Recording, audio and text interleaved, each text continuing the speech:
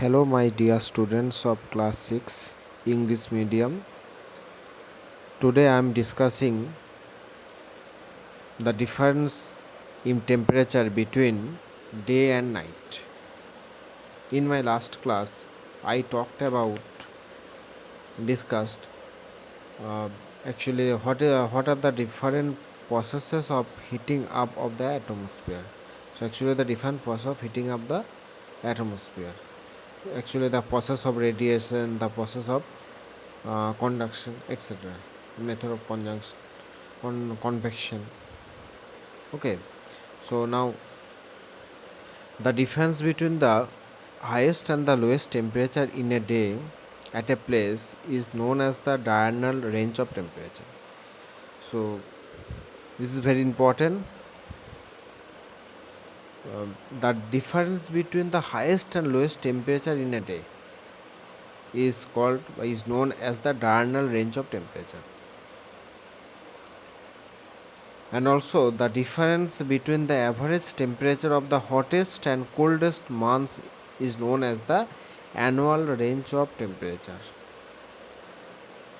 So you have to understand the difference between the diurnal range of temperature and also the annual range of temperature. Okay, when the diurnal range of temperature is high, days are usually very hot and the weather is also hot and the nights are cold. Okay, so when the diurnal range of temperature is high, so days are usually hot and the weather is also hot in daytime and nights are cold. And high annual range of temperature make the summers scorching hot and the winters very cold. So high annual range of temperature creates uh, summers scorching hot. It makes summers hot and the winters very cold. Okay. So this is actually the difference in temperature between day and night. Next, just as we measure body temperature with a thermometer when we have fever, we can also use a thermometer for measuring atmospheric temperature. So actually thermometer is used to measure atmospheric temperature. This is very important. The weather report in television or newspaper often mention the day's highest and lowest temperature.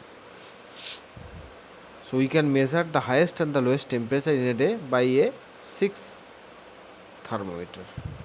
6s apostrophe 6 is thermometer. So in your textbook you will find a picture. So look at the picture. This is actually the picture of 6s thermometer. Okay.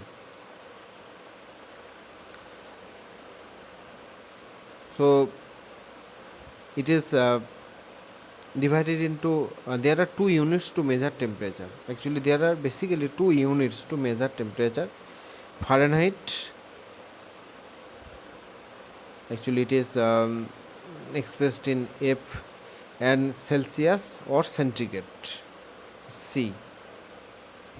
Water freezes to ice at 32 degree Fahrenheit or 0 degree centigrade, and water starts boiling at 212 degree Fahrenheit or 100 degree centigrade. So you should keep in mind, this is very important. My next point is humidity of air. Humidity of air. So what is humidity? At first we have to know. There is this sultry, sticky, moist feeling all the time in the rainy season. Washed clothes never seem to get dry. Do you know what causes this? This is because the air has a lot of moisture in it.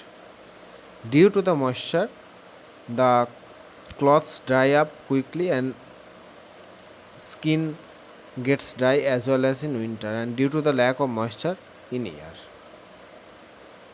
So humidity in air, actually it indicates a sultry, sticky, moist feeling all the time in the rainy season.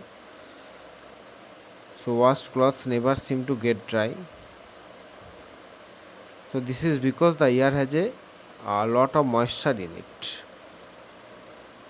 Clothes dry up quickly and skin gets dry as well as in winter. So due to the lack of moisture in air. So humidity of air is measured. So humidity of air actually the quantity of water vapor.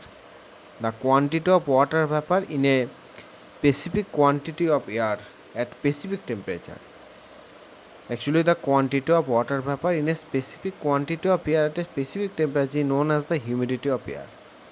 Humidity of air is measured by hygrometer. This is very important. Hygrometer is used to measure the humidity of air. So at first we have to know what is humidity of air.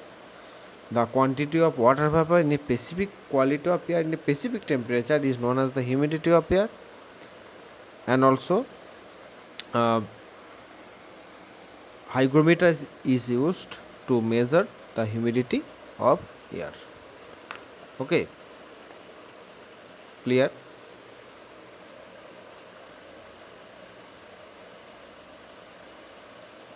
So that's all. Thank you.